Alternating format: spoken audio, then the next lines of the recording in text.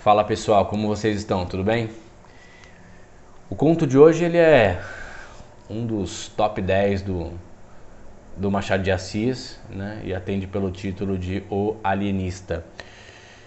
Antes de entrar propriamente no conto, eu peço a vocês que inscrevam-se se não forem inscritos e curtam o vídeo para que o YouTube recomende a gente, tá? Para outras pessoas. No vídeo passado a gente falou da Arca de Noé, né? O conto na Arca do Machado, e anteriormente falamos da cartomante, né? Então assim, vindo na sequência ali, o enfermeiro, o espelho, tudo, vocês veem que o problema da moralidade e das virtudes e vícios que aparecem nos brasileiros, que eram contemporâneos de Machado de Assis, era o tema dele, né? De maneira geral, era o tema dele. Então, nós vamos estar mais ou menos repetindo isso em vários tipos humanos que ele vai colocando ali, né? Nós tivemos um enfermeiro, nós tivemos uma pessoa que trabalhava no serviço público, né? Tínhamos uma cartomante, quer dizer, ele pega a ideia até da Bíblia ali, né? Os filhos de Noé. Então ele vai pegando esses vários tipos humanos e vai formando várias possibilidades ali de vícios e virtudes, né? Ou de pessoas que, vamos dizer, são mais dadas pelo menos ao vício ou à virtude. No conto O Alienista, o que nós vamos tratar hoje, o personagem principal é o Simão Bacamarte. Ele é um médico de 34 anos, né? Ele vem então da Europa para o Brasil, né? Ele fica em Itaguaí e ele vem com algumas ideias bem novas, né? E é muito interessante que algumas coisas nesse conto faz um link ali com a Revolução Francesa, né? Puxa um pouquinho da ideia de como aconteceu a Revolução Francesa e as ideias que estavam sondando as mentes na Europa. Esse médico, então, ele tem a ideia de montar uma casa de Orates. Orates é o que dá subtítulo ao livro também, né?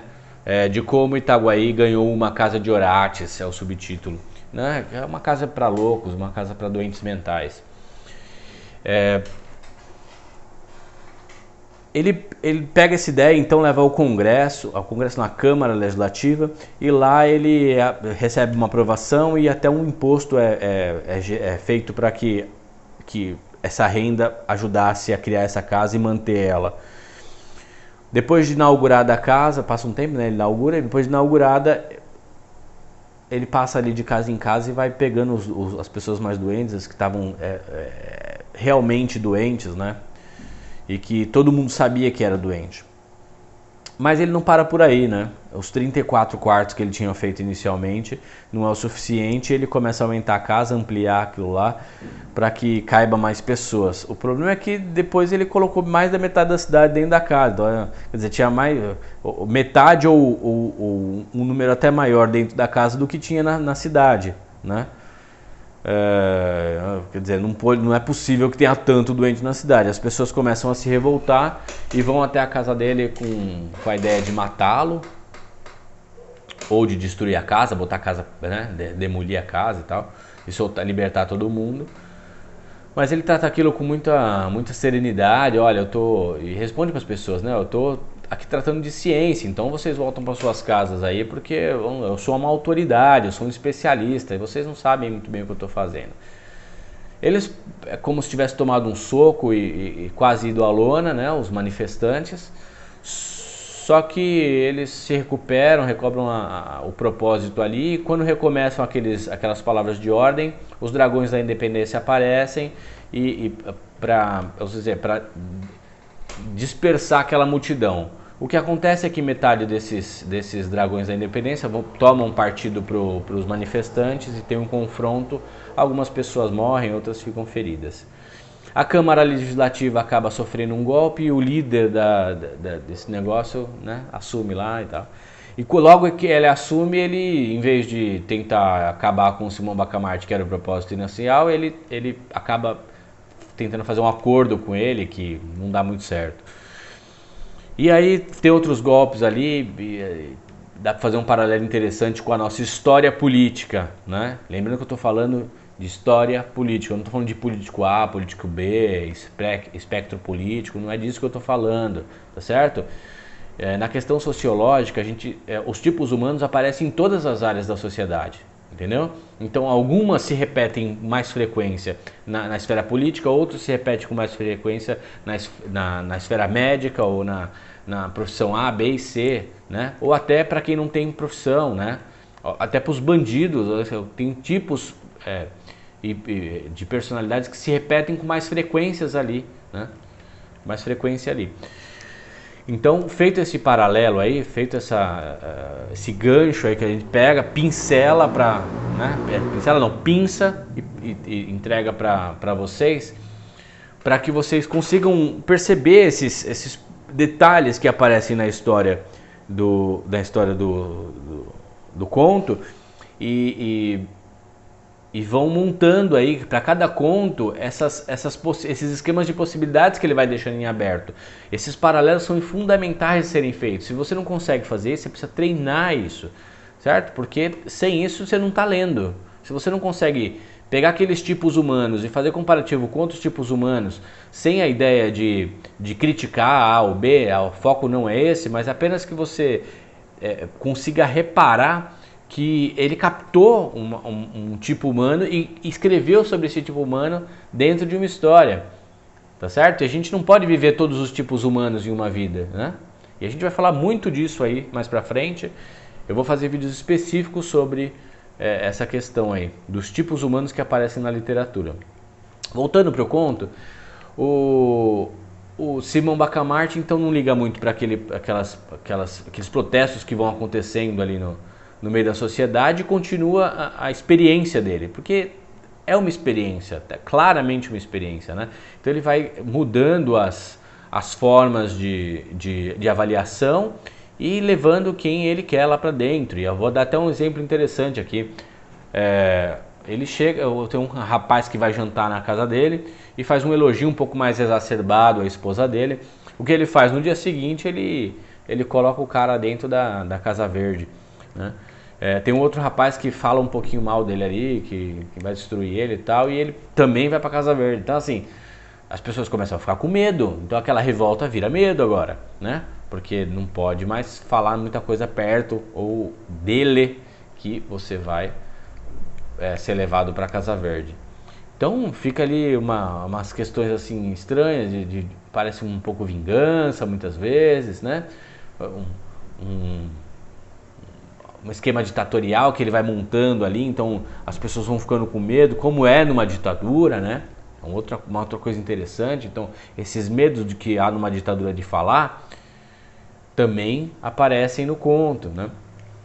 E isso depois vai se tornar uma espécie de síndrome de Estocolmo, que eu vou falar mais um pouquinho mais pra frente.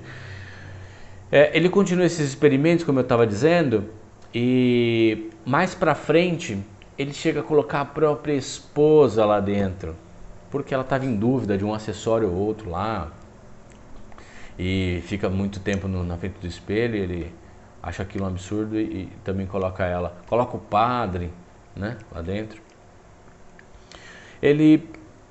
Quando ele faz coloca essas últimas pessoas, ele já começa a ter uma espécie de declínio, né? Então ele estabiliza e depois ele começa a liberar as pessoas. E ele libera todo mundo, vai liberando,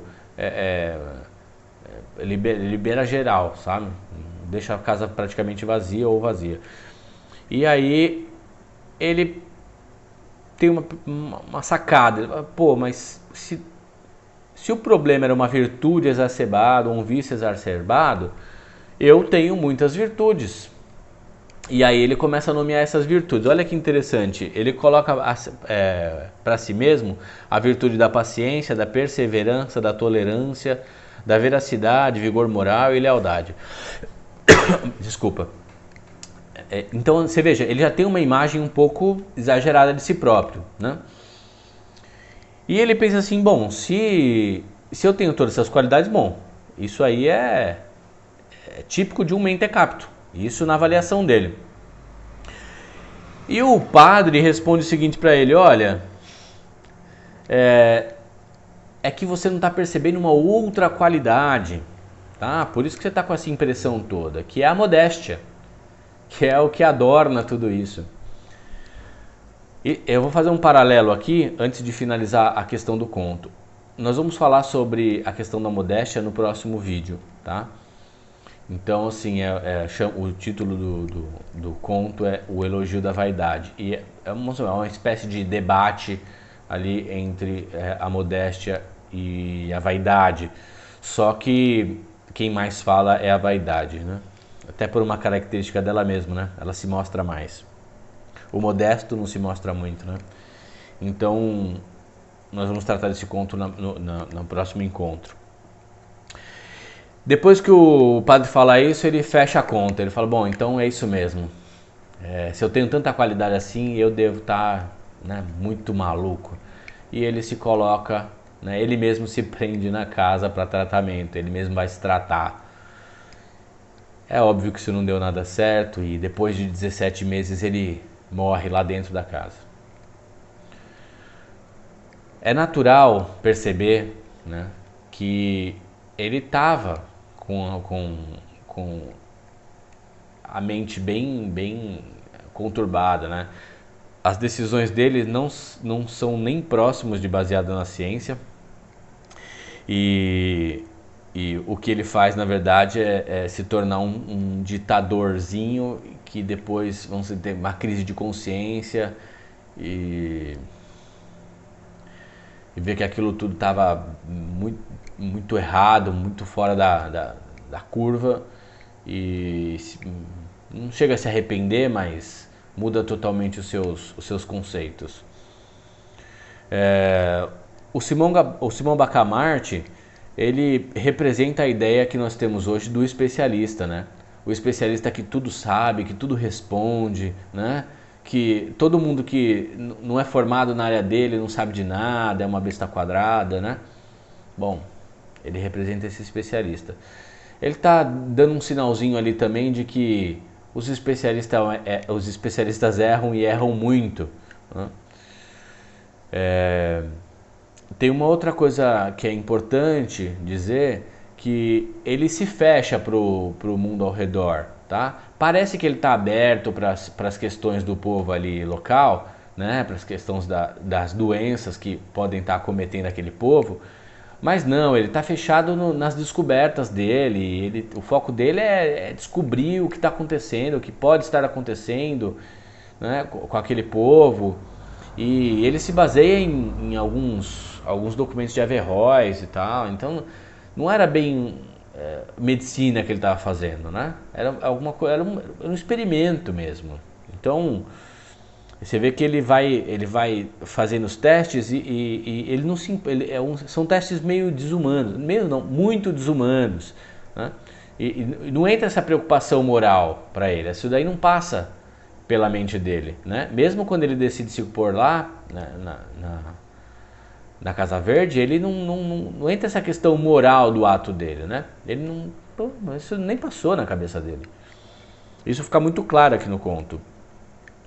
Então é isso. Eu acho que o conto dá pra gente tirar bastante coisa legal, uns paralelos interessantes. Tem muitas outras coisas que podem ser tiradas daqui, mas a gente já está com 14 minutos de vídeo, vamos parar por aqui.